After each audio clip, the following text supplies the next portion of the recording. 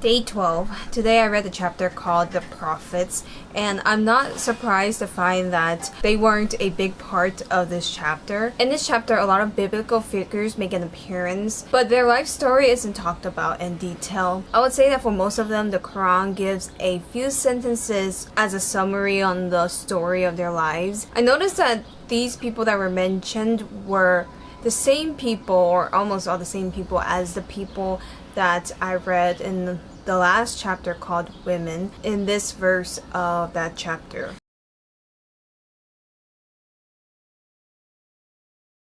The second thing I want to point out from this chapter is this concept of being not able to have children as a curse. When God gave Zacharias a son named John, the Quran says this: "We answered his prayer and gave him John, curing his wife of sterility."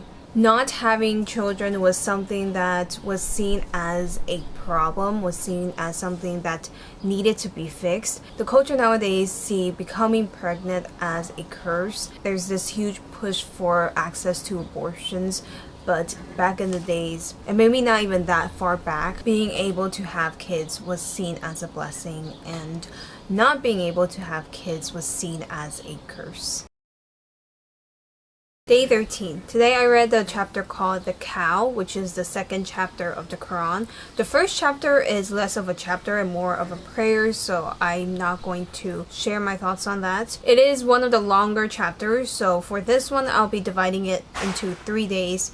I read the first 10 pages today, and I'll save the rest for tomorrow and the day after that. The first line of the chapter opens with, "This book is not to be doubted." This reminds me of a verse I read in a previous chapter about those who doubt and then believe and then doubt and then believe. God won't forgive them. It seems like doubting is not something that's allowed. It's not something that's encouraged. There's an aspect of blind faith to this, which makes me wonder how people nowadays would approach this mindset. The culture nowadays, at least in America, is to doubt, to ask questions and be curious. So I'm curious as to how the younger generation, especially those that grew up in the United States, think of this. Those that do not believe will enter fire, and those that do believe will enter paradise. I want to touch more on fire. It's a concept that is repeated in the Quran, and I've encountered multiple times throughout the other chapters. In this chapter, there was this line that I found kind of odd and confusing. This is what it says: "But if you fail, as you are sure to fail, then guard yourselves against the fire whose fuel is humans and stones, prepared for the unbelievers." I want to focus on the part that says whose fuel is humans and stones. What exactly does this mean? Does it mean that to keep this fire going, there needs to be more and more unbelievers that are entering fire? And why stones? How could stones keep the fire going? The next passage of this chapter talks about Adam. It talks about creation, or at least touches upon it. I've come to realize that the stories in the Quran aren't as detailed compared to the Bible. The stories in the Bible are much longer, and the stories in the Quran feels like a summary compared to the biblical's accounts. The story of Adam is relatively similar to the Bible's account. Adam was the first human to be created, but in the Quran, the angels worshipped Adam, which is not something that you see in the Bible. God told all the angels to prostrate themselves before Adam, and one of the angels did not obey. That angel was Satan. Satan eventually caused them to eat the fruit in the garden that they were not supposed to eat, which caused the downfall of humanity. It seems like the angels have lived long before God created humans. When God wanted to put Adam in charge of the earth, the angels were a bit against this and said, "We have praised you for so long. Why would you put humans on earth for them to shed blood among themselves and do evil?" It's interesting that angels sort of knew that humans would not be perfect, they would not be entirely obedient to God. It seems like they knew they were sinners in the first place, although I guess in the Quran, it didn't really mention that humans were perfect and blameless before they ate from the tree. It said that after they were lured by Satan and had eaten from the tree, they were punished. But it didn't make the distinction that humans were not sinners, they were perfect prior to eating it, and that sin had entered them after they had eaten from the tree. The chapter then talks about Moses and the Israelites escaping Egypt and entering the promised land, wandering around the desert for 40 years. Again, this part is not as detailed as the Bible. The Quran's account probably took a few pages, while the Bible has a whole book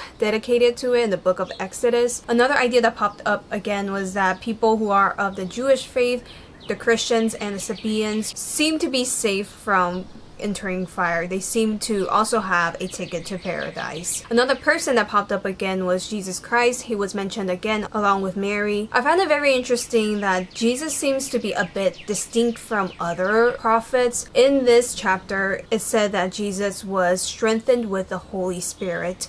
I don't think this phrase has been used with other prophets. So although the Quran believes that Jesus was only a prophet and not a son of God, he does seem to be a bit elevated over other prophets.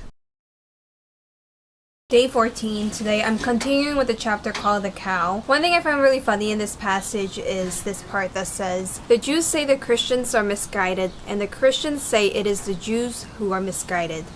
Yet they both recite the book, and the ignorant say the same of both. God will on the day of resurrection judge what they disagreed about. What I'm picturing in my mind is that the Jews and the Christians are arguing with each other, and Muslims are just sitting on the sidelines watching them. I think according to Islam, both Jews and Christians are true believers, and they both believe in the real God, so both Jews and Christians will go to heaven. Later on in this chapter, there's a verse that explains the reason as to why bad things happen, which seems a bit contradicting to a verse that was talked about in another chapter. The reason given in this chapter says, "We shall test your steadfastness with fear and famine, with loss of property and life and crops.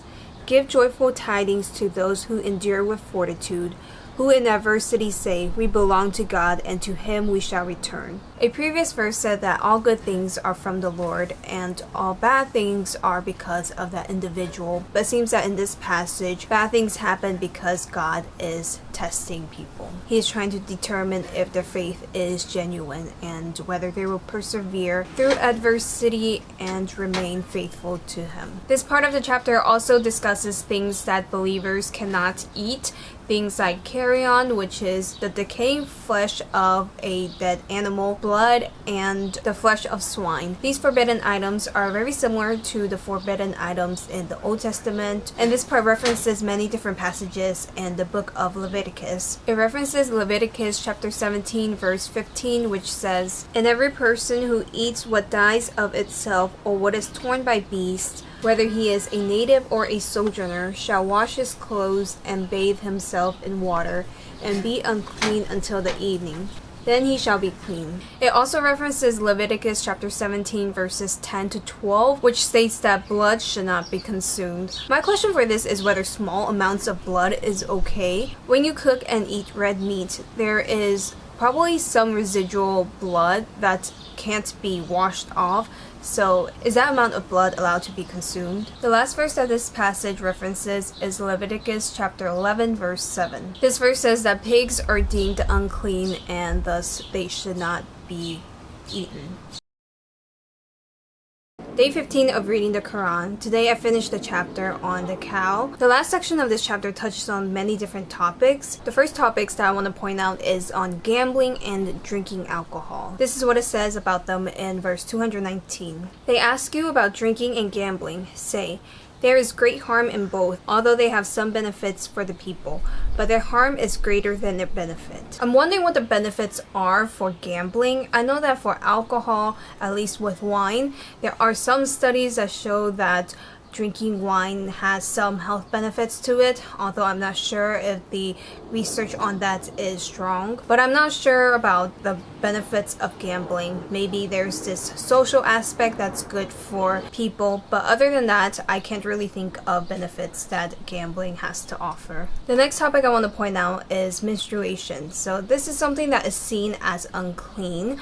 When women are on their menstrual cycle, they are supposed to abstain from sexual intercourse. This concept of women being unclean during their menstruation is something that is also seen in the Bible, which makes me wonder why that is. Is it because there's blood involved. The chapter then dedicates a whole section to divorce. I think I've encountered rules on divorce previously in other chapters. It seems like divorce is something that is not really shamed. It's something that is allowed, although I wouldn't say that it's something that's encouraged. It doesn't seem like it's something that's absolutely prohibited. It doesn't seem as strict as compared to the rules on divorce in the Bible.